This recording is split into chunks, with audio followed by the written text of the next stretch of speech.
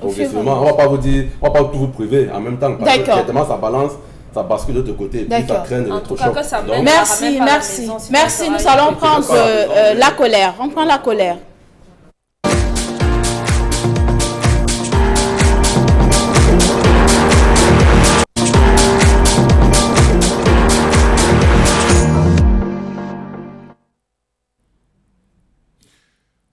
Je m'interroge ce jour sur la question de la pollution sonore dans les principales villes de ce pays.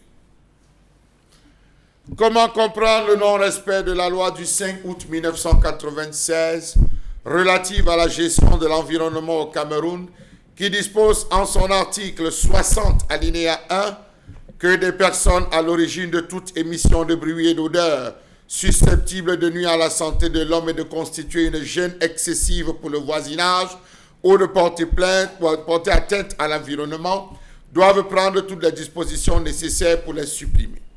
L'alinéa 2, quant à lui, prescrit qu'elles doivent, ces personnes, les prévenir ou en limiter la propagation dans la nécessité ou par manque de précaution et lorsque la situation le justifie.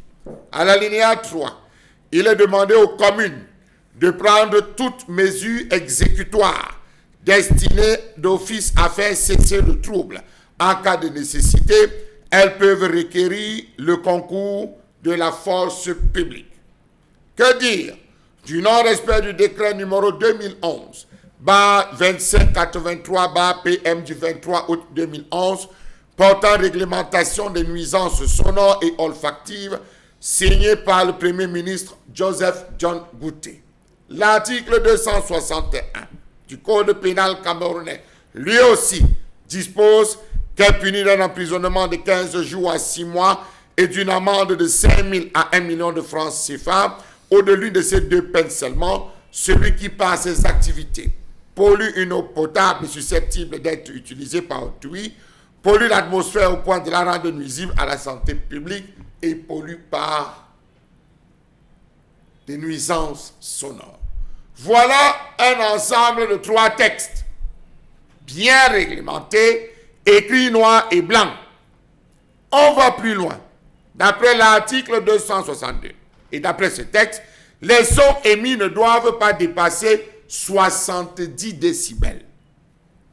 Depuis 2011 que ce décret entre en application, les victimes de nuisances sonores de toute nature et tempestives provenant des bars, des églises, font souffrir à n'en plus finir les populations. La vie à Douala est devenue un bazar permanent au regard de l'environnement assommant dans lequel sont plongés au quotidien les habitants de nos villes. On peut être tenté de répondre par l'affirmative, oui. Au Cameroun et ailleurs, la grande concentration de population dans les mégalopoles et les autres villes intermédiaires est l'un des faits les plus marquants de notre époque. Savez-vous qu'en Thaïlande, il est strictement interdit de klaxonner pour rien.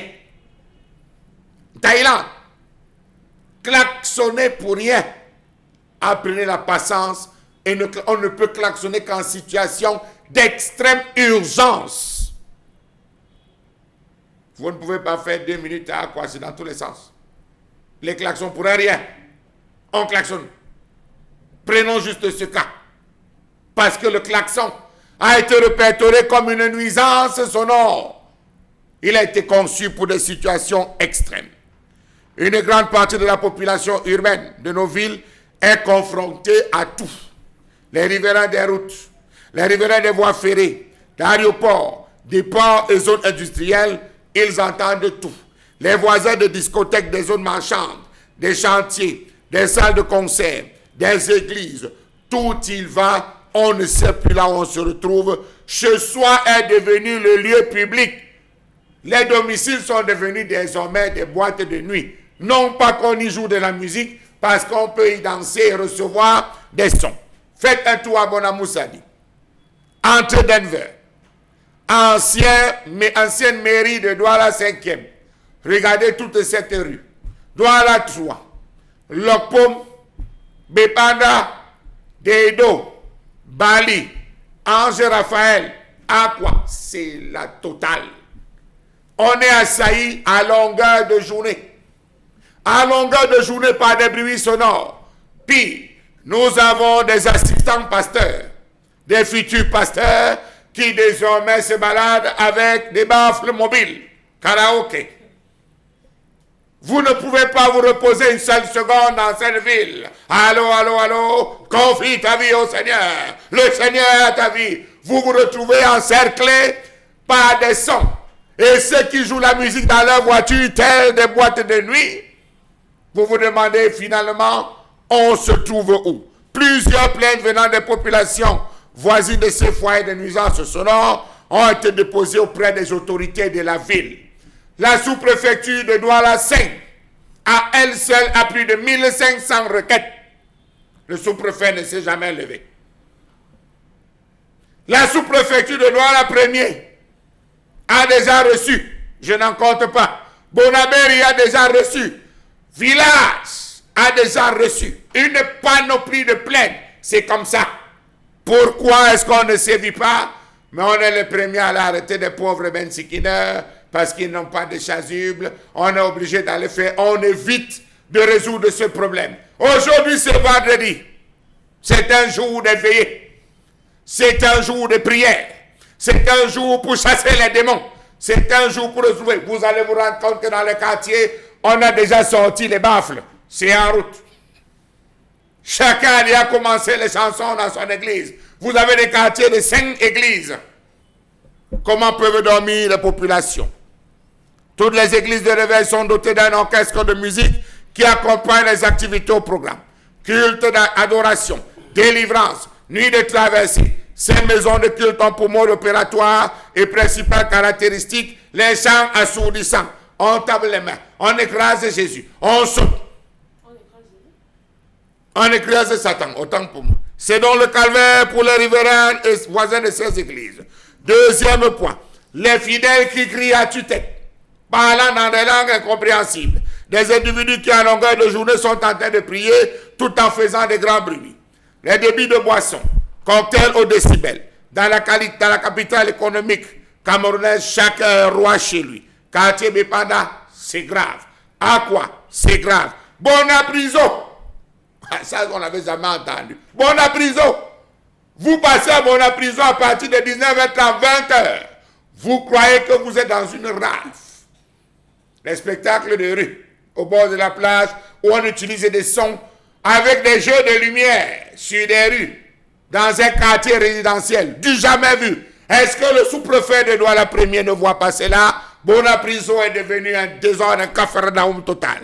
Yaoundé, quartier comme Kada, et Foulan, les bars là-bas, c'est la totale. Encore un bisson, n'en parlons plus. Chacun fait comme il veut. Vendeur à la criée et disquaire ambulant. Carte puce, carte mémoire, son, Makosa, Dombolo, coupé, décalé, acheté, avec les micros. On teste dans la rue.